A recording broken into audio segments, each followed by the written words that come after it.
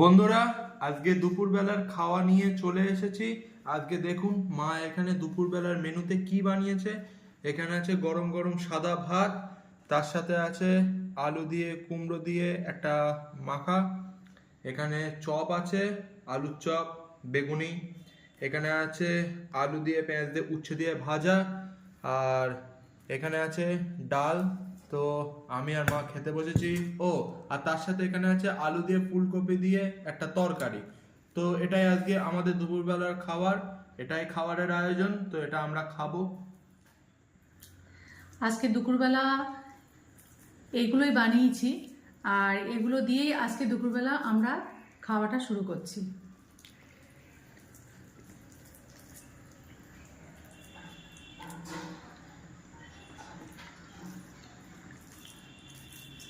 আলু কুমড়ো নুন তেল আর লঙ্কা দিয়ে মেখেছি।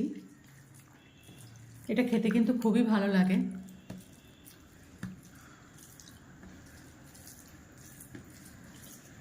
দারুণ লাগছে খেতে। হুম হুম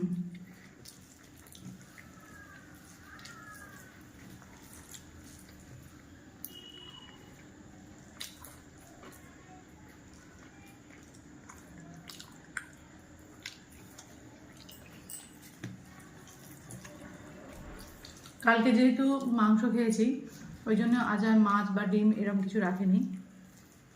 হালকা পাতলা খাওয়ার আজকে দুপুরবেলা খাওয়ার আয়োজন করেছি।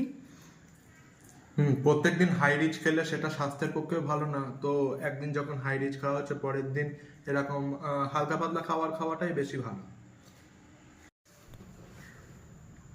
তো দেখতে পাচ্ছ বাবা উচ্ছে পেঁয়াজ দিয়ে আর আলু দিয়ে যে ভাজাটা মা বানিয়েছে, তো সেইটা দিয়ে খাচ্ছে।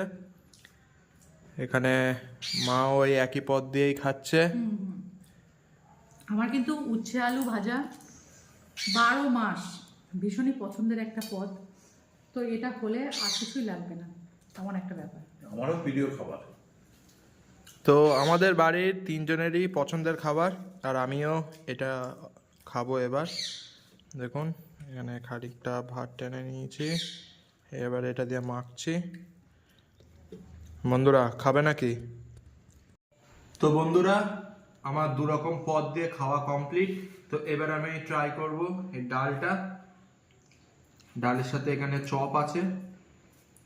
তো খানিকটাকে ভাত টেনে নিলাম, একটু ডাল নেবো।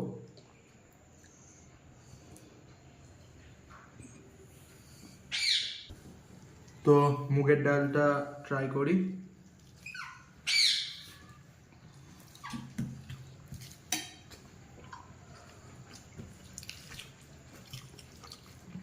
অনেক ভালো লাগছে খেতে।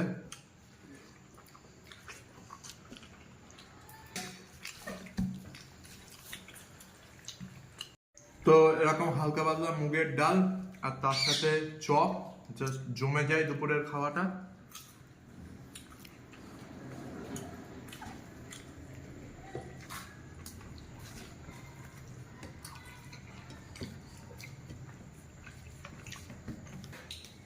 তো বন্ধুরা দেখতে পাচ্ছ আমার ডাল দিয়ে ভাত খাওয়া শেষ। এবার আমি এই তরকারিটা ট্রাই করব।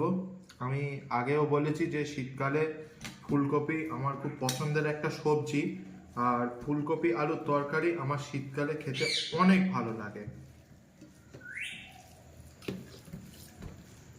আর মায়ের হাতের এই রান্না করা তরকারি খেয়ে দেখি কেমন।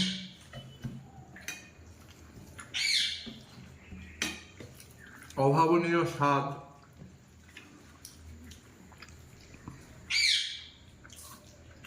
দেখো ফুলকপিটা কত ভালো কোয়ালিটির।